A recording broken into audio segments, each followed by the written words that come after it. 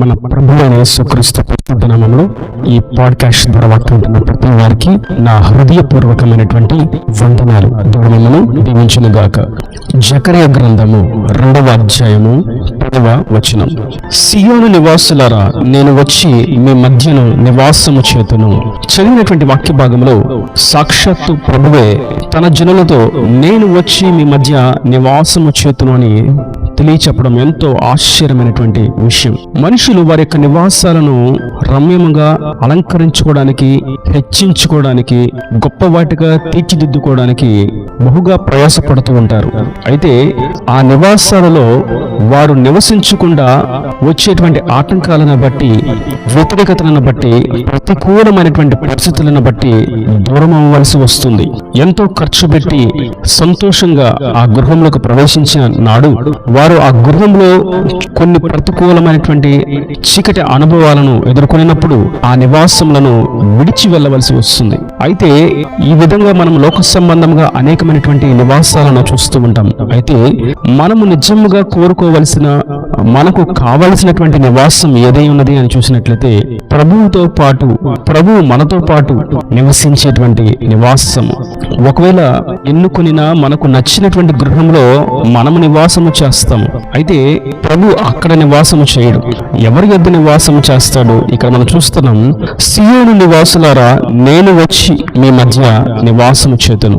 అందరి యొద్ద ఆయన నివాసము చేయడు, అందరి యొద్దకు ఆయన వచ్చి వసించడు. అయితే సియోను నివాసుల యొద్ద ఆయన నివసిస్తాడు. సియోను నివాసులు అనగా ఆయన స్వకీయ సాంపాద్యము, ఆయన పేరు పెట్టబడినటువంటి ఆయన సంపద, ఆయన ప్రజలు, ఆయన రాజ్యము కొరకు నీతివంతులుగాను, పరిశుద్ధులుగాను, విశ్వాస వీరులుగాను, ప్రార్థనా ప్రతిమతో, యోగ్యమైనటువంటి మంచి మనస్సాక్షితో, నిర్మలమైనటువంటి హృదయముతో ఆయన ఆజ్ఞల వెంబడి పరిగెడుతూ ఆయన రాకడ కొరకు కనిపెట్టుకుని ఉన్నవారు సియోను నివాసులు.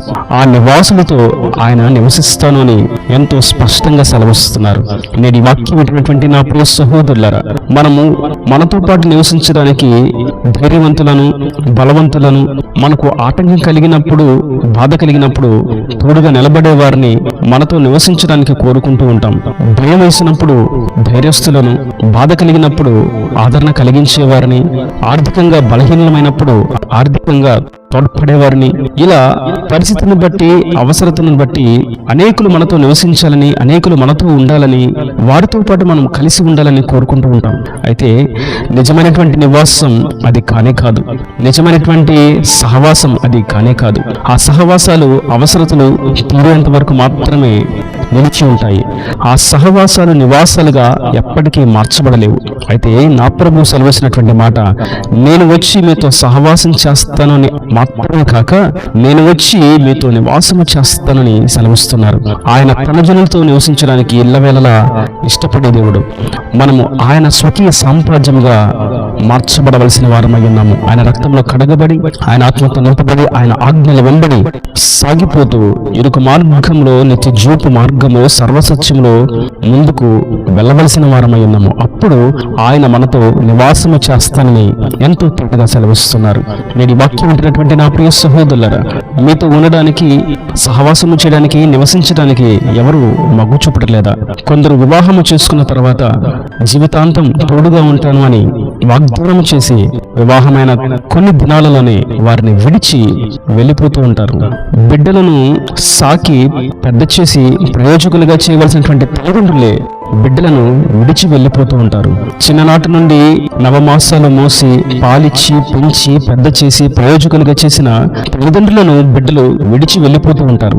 ఇలా మనం చూస్తూ ఉంటే నివసించడానికి ఇష్టము చూపినటువంటి తరములో మనం జీవిస్తూ ఉన్నాం. అయితే ఈ భయంకరమైనటువంటి ఈ అంత్య దినాలలో ఉన్నటువంటి ఈ తరములో ప్రభు మనతో మాట్లాడుతున్నటువంటి మాట, నేను వచ్చి మీ మధ్య నివాసము చేస్తాను అని. ఆయనే మనతో నివాసము చేస్తే మనకు ఏది కొదువు ఉంటుంది, ఏది కొరత ఉంటుంది, ఏ విషయంలో మనకు అసంతృప్తి ఉంటుంది? ఆయన మనతో నివాసము చేసినప్పుడు ఏది లోటు లేకుండా, ఏది తక్కువ కాకుండా సకల సమృద్ధిని ఆయన అనుగ్రహిస్తాడు. మరియు మనం మరొక విషయాన్ని గమనిస్తాం. యెషయా గ్రంథం 57వ అధ్యాయము 15వ వచనంలో ఎంతో ప్రాముఖ్యమైనటువంటి అంశము. మహాగణుడును మహోన్నతుడును పరిశుద్ధుడును నిత్య నివాసియునైన వాడు ఇలాగూ సెలవిచ్చుచున్నాడు, నేను మహోన్నతమైన పరిశుద్ధ స్థలములలో నివసించువాడను, అయినను వినయము గలవారి ప్రాణమును ఉజ్జీవింపు చేయుటకును నలిగిన వారి ప్రాణమును ఉజ్జీవింపు చేయుటకును వినయము గలవారి యొద్దను పూర్ణ మనస్సు గలవారి యొద్దను నివసించుచున్నాను.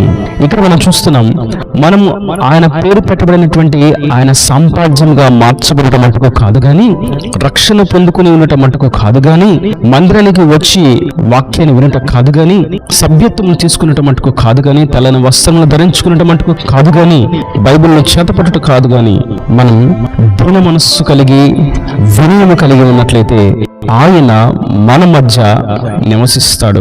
నలిగిన ప్రాణము కలిగి విరిగిన హృదయముతో ఆయన సన్నిధిని మనం జీవించినప్పుడు, ఆయన పాదల చెంతకు మనం చేరినప్పుడు, ఆయనకు మొర్ర పెట్టినప్పుడు మనం ఉన్నటువంటి స్థితిని ఆయన చూచి, మనలో ఉన్నటువంటి ఆ వినయమును చూచి, విధేయతను చూచి, దీన మనస్సును చూచి ఆయన మన మధ్య నివాసము చేస్తాడు.